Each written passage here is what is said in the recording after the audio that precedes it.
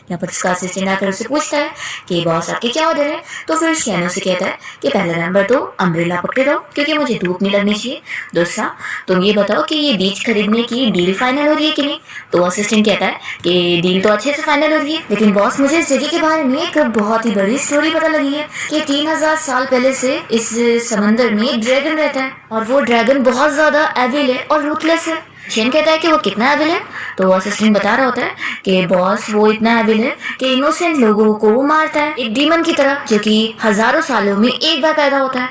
मुझे तो लगता है कि ये बहुत ही अनलकी जगह है, इसलिए आपको नहीं खरीदनी चाहिए। शेन को इस बात पे यकीन होता ही नहीं कि ड्रैगन नाम की भी कोई चीज होती है। वो कहता है कि तुम्हारी कहानी मुझे अच्छी लगी तो मैं अब इस बीच को तो जरूर खरीदूंगा और यहाँ पर अपना एक बड़ा सा रिजॉर्ट बनाऊंगा। और हाँ, तुम्हारी इस कहानी से हमें एक्सक्यूज मिल गया है इस जगह को और 30% कम रेट में खरीदने का।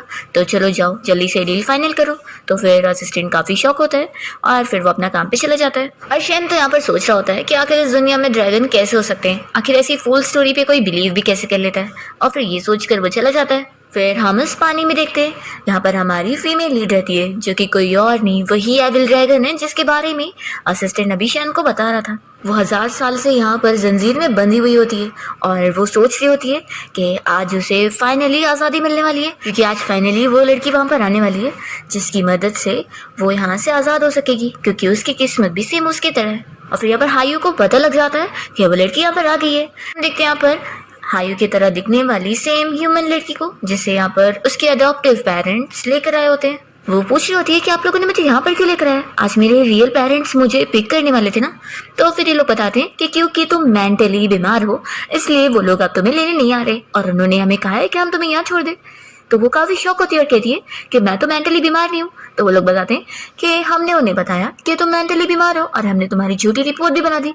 तो फिर उन लोगों ने मान लिया और हमने 20 सालों पहले ही इस बारे में प्लानिंग कर लिए थे और हमारी खुद की बेटी को हमने उनके पास भेज दिए थे और अब हमारी बेटी वहाँ पर बहुत ही अच्छी लाइफ जी रही है और अब उसकी एक रिच फैमिली में शादी भी होने वाली है। तो अगर तुम वहाँ पर जाओगी तो हमारी बेटी का रास्ता सब खराब नहीं हो जाएगा, तो तुम्हें हम वहाँ नहीं जाने दे सकते। तो वो काफी शौक होती है कि आप लोगों ने भी तो मुझे 20 सालों से पाला है, आप मेरे साथ ऐसा कैसे कर सकते हैं। वो लोग कहते हैं कि हाँ, इस वजह से तो हम चाहते हैं कि तुम हमें रिपे करो। चलो अब तुम्हें एक ओल्ड मैन से शादी करनी पड़ेगी। वो उसे जबरदस्ती लेके जाना चाह रहे होते हैं पर तभी यहाँ पे वो नीचे गिर जाती है और सर पे चोट लगने की वजह से वो तुरंत बेहोश होती है। तो ये देखकर ये दोनों डर जाते हैं और इसे तुरंत ही पानी में फेंक देते हैं ताकि किसी को इस बारे में पता भी न चले। और जैसे ही वो लड़की पानी में गिरती है तो हायू को पता लग जाता है और वो तुरंत ही फिर अपनी जंजीरें तोड़कर उसकी जगह ले लेती है और वापस ऊपर आ जाती है। जब वो इन दोनों को मॉम डैड कहकर आवाज देती है तो वो लोग उसे पीछे देखकर शॉक हो जाते हैं और